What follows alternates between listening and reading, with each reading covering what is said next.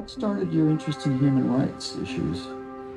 Going to the Soviet Union in 1968 and learning about the gulags, the year that the Confessions of Nat Turner came out.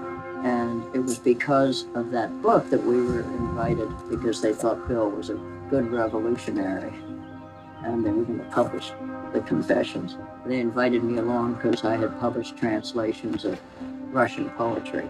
And when we arrived, we discovered that they had just invaded Czechoslovakia.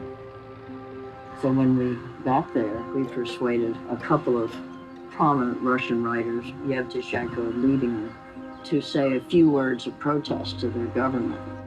And they sent us all to Tashkent in Middle Asia where they couldn't hear us.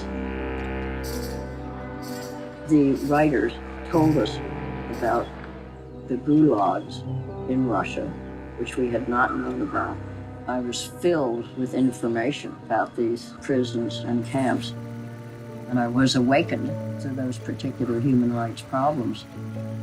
I came back and I went to the State Department and tried to talk about it in Washington and was patted on the head and told to go home.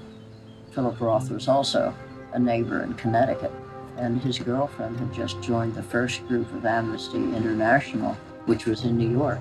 And she said, "Come with me and tell us about it." And that's how I got involved. Why do you suppose that became your passion? I was so horrified at the thought that anyone could falsely imprison, could torture another human being.